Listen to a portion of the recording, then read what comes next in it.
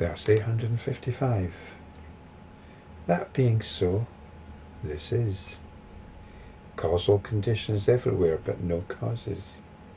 Because of this absence, there are no causal agencies. They are only symbolically pointed out.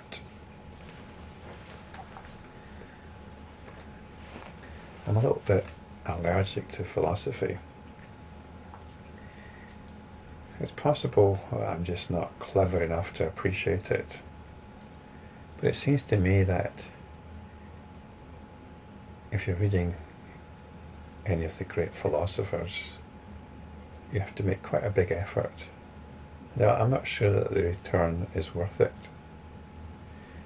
And so, as I've gone through these verses, occasionally I do a bit of research.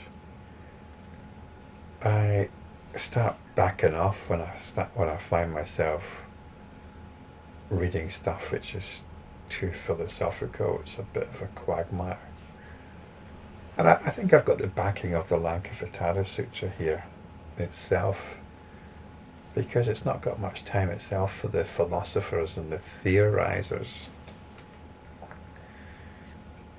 And Buddhism is something that philosophers have got their teeth into.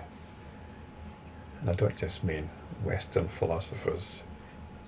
India's pretty good at generating its own long-winded philosophers. And one of the topics which I see as quite philosophical is that of causation, conditionality.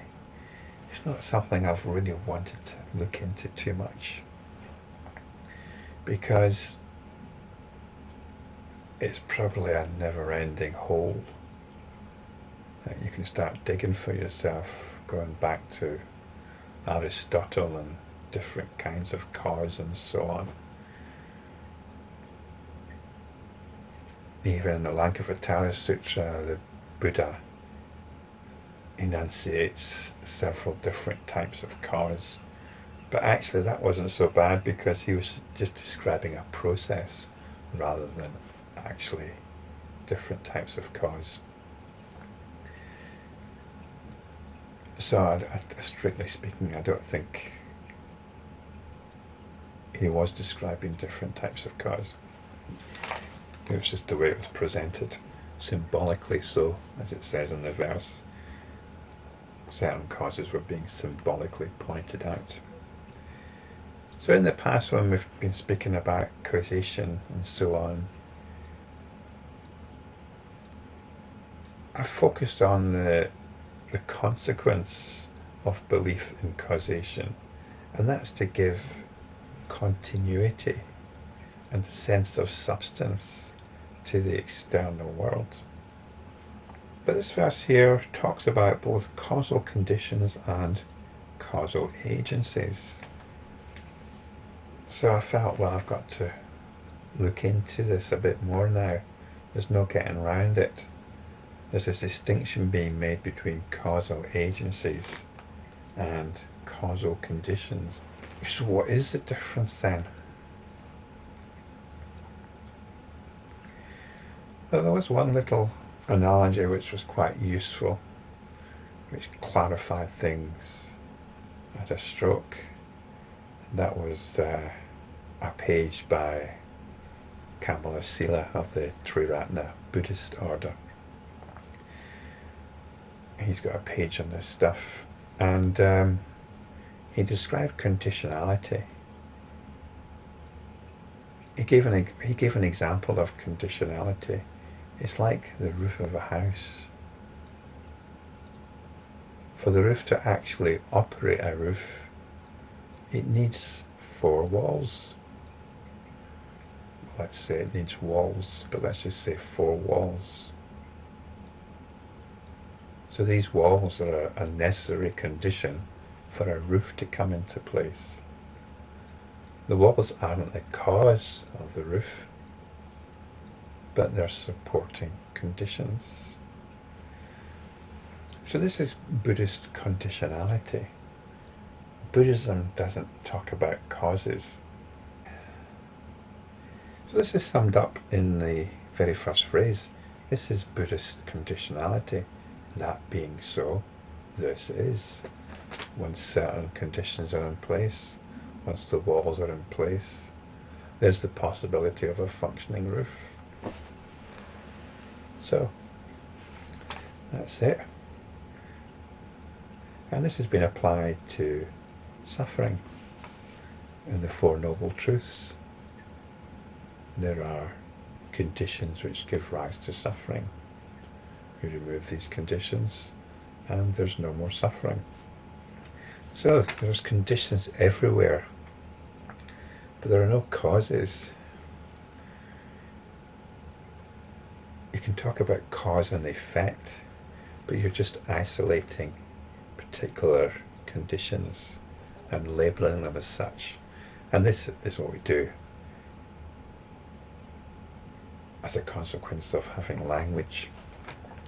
And this is what symbolically pointing them out entails. Now, another thing we've got to be careful here with the Buddhism is we're not talking about physics. We're not talking about the world. We're talking about our own immediate situation. And our own immediate situation is either one of ignorance or one of enlightenment.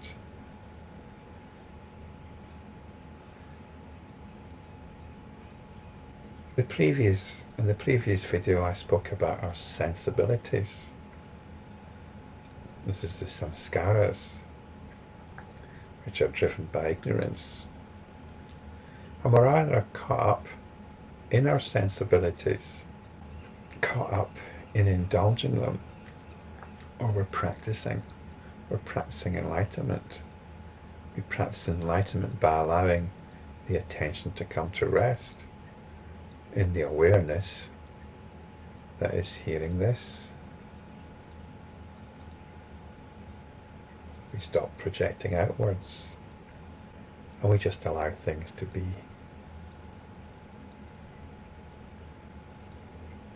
We stop indulging our sensibilities and come back to that space where everything is fine, no matter what I want or what I don't want.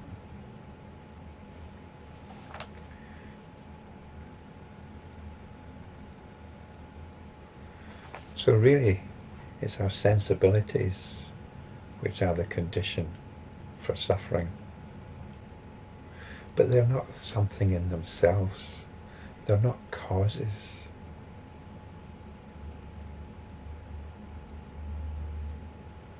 A cause is something which has got a particular identity. And in Buddhism, nothing has got a particular identity. So our sensibilities are like this. It isn't that some part of our sensibilities are good and some are bad, and that we should therefore encourage the good parts of our sensibilities and somehow not encourage the bad parts of our sensibilities. Yeah, we can do that kind of work if we want, but that's getting caught up in cause and effect. It's best just to see that as a whole mass of conditions, of conditionality, which is ultimately unsatisfactory. When we've got the option of coming back to this all-embracing space,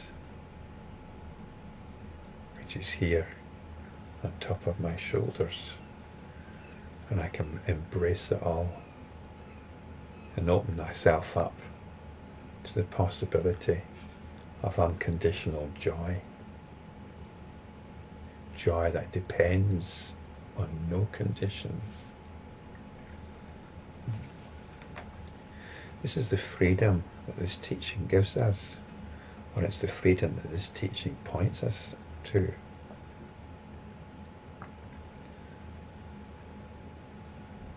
We do not need, our happiness need not be dependent on any conditions. It's a very limited happiness that is dependent on conditions. But happiness with a capital H is independent of all conditions. It is causeless. a wonderful possibility, isn't it?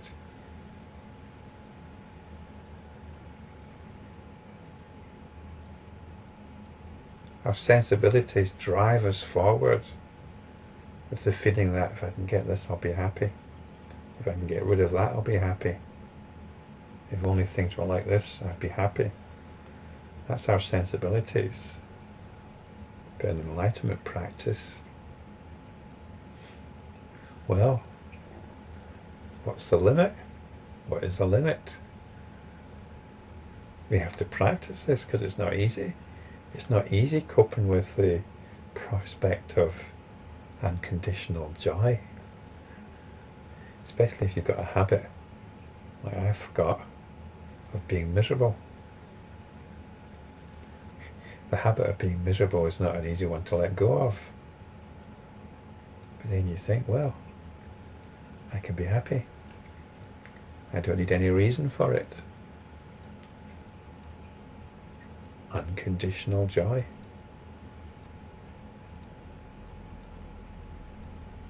This is what these teachings are pointing to.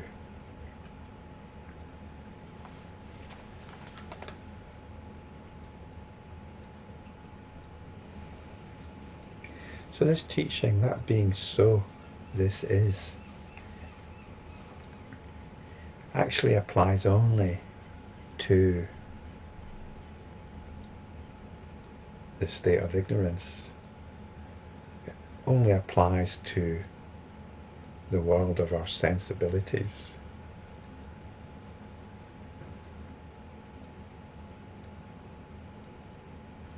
And we can go beyond that. We can go beyond conditionality.